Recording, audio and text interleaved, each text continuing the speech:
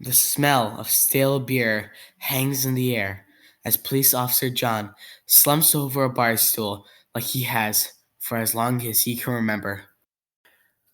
The weight of his work hanging over his shoulders, pulling him down. For years, the case of the Brampton burglar has abused him. The bar is where he goes to think. He hasn't got one good idea from that lonely bar, but he's holding out for hope. John looks around the somber place, trying to catch some inspiration, until his eyes are drawn to the grieving magician in the corner, performing tricks. The magician gave off a melancholy vibe that felt like he was about to die of sadness. Right there in that bar, John felt like he had the best idea in the world. He rushed up to the magician, his voice filled with glee. "Would you want to work for the police force?" John exclaimed. The magician just smiled.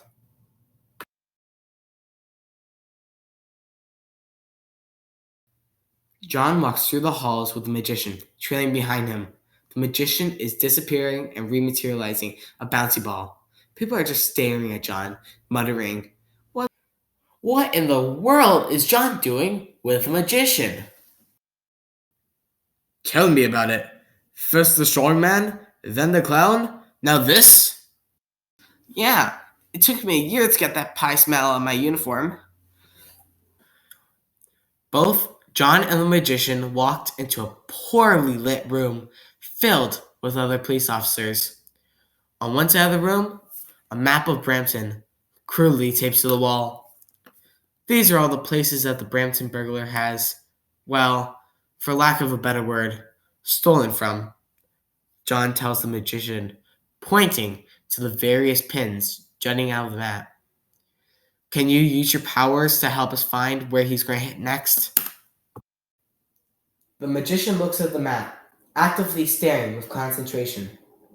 He screws his face in thought, and he roughly scratches his chin, when all of a sudden his eyes lighten up, and he confidently explains, Well, it looks like he's going after the places with thumbtacks on them.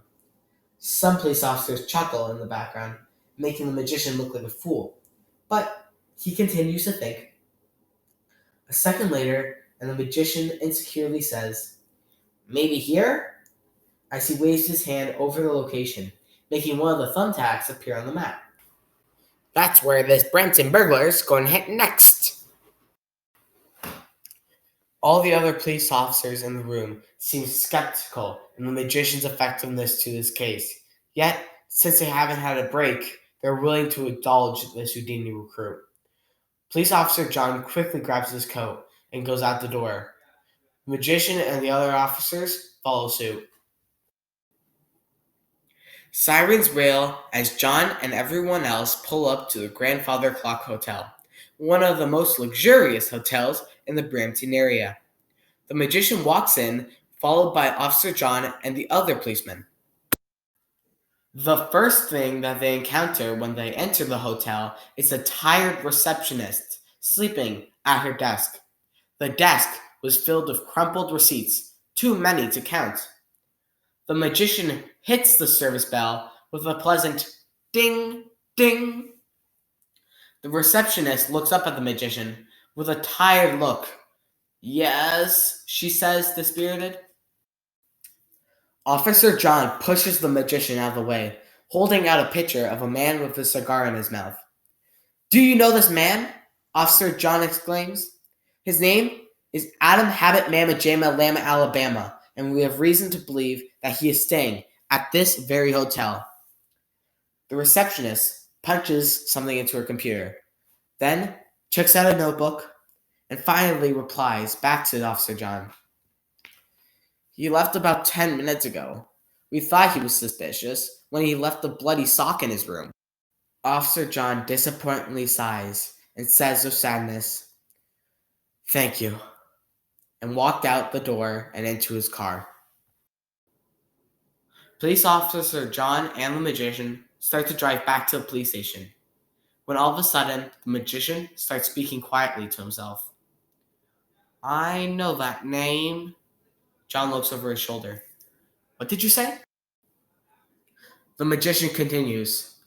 Adam Habit Mama Jama Lama, Alabama, an ex-magician, and one of my closest friends. He was the best escape artist I've ever known. Wait, shut up! Officer John yells. Look! In the distance, they see none other than Adam Habajama Lama, Alabama, breaking into a house. Police Officer John and the magician run to the house and inside, loudly bursting open the French doors in the process. Inside, Adam Habit Mamajama Lama, Alabama, runs into a wall and vanishes. Police Officer John and the magician sprint to the wall to inspect it. What the? How in the world could he have done that? The magician moves away from the wall and confidently says to Officer John, move back, as the magician slams his body full force at the wall.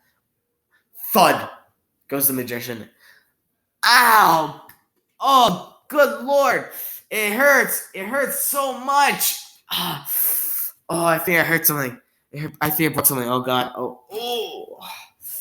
The magician gets back up from the floor, takes another step back, and slams his body into the wall again, and he vanishes. The magician reappears in a long hallway with Adam Habit Mama Jama Lama, Alabama. The magician starts chasing after Adam, teleporting from room to room. Adam finally runs into a room and into one of the closets, closing the door behind him. The magician opens the closet door to find no Adam, but a spare tire, a jar of spicy peppers, and a set of boxing gloves. The magician chuckles to himself and says, "This is an odd place for all this stuff." The magician pursues Adam and teleports through the closet and into an alleyway where Adam holds a frying pan to our magician. You're going to let me walk away. Go free. Be a free man. Do whatever I want, and you're not going to say anything to the cops, or I'll smash your head open. The magician backs off and replies with, That's one pretty violent action for a pretty funny last name, huh, Adam? We used to be friends, you know, before you turned to a life of crime. We used to laugh, go to the bar together, have a drink. Whatever happened to us?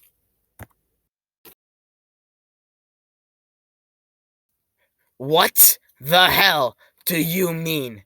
Adam snarls. The magician is silent for a few seconds, then yells at the top of his lungs, I mean this! As the magician reveals a flurry of snow that appears from his top hat, leaving Adam Habit Mama Jama Lama, Alabama, frozen, incapacitated, and knocked out on the ground. Sirens start wailing in the background as the cops approach the scene. The police park and LeJohn gets out of his car. You got him! Guys, the magician got him! I'm sorry, John, but I have to go now, the magician wistfully says with tears in his eyes. But what do you mean? We got him. We have to celebrate, and you have to get paid, Officer John replies. Goodbye, John. Goodbye. The magician cries as he snaps his fingers and turns into a bird. John starts crying as the other officers arrest the Brampton burglar. John goes into his pocket for a handkerchief when he pulls out a folded piece of paper. Police Officer John unfolds the paper, and it reads,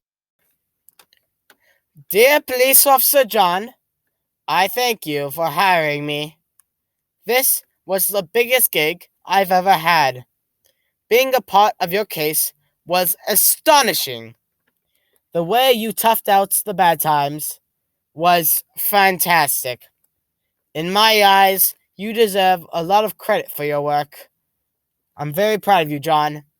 I'm very proud. P.S. I stole all of the cops' wallets, including yours. You're also thinking how you had a free sandwich coupon in there.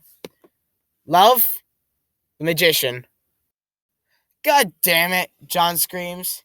He gets up off the floor, grabs Adam, and throws him in the back of the police car. Let's go, everybody. He gets behind the wheel and drives away. His face is serious and stern, except for one teardrop that rolls down his eye. John wakes up in a hospital bed, laying right next to a doctor. Where am I? Where am I? John yells in confusion. Relax, the doctor says. Maybe drinking every night for the past 5 years wasn't a good idea. You had alcohol poisoning. You've been in a coma for 10 years now. Welcome to the world.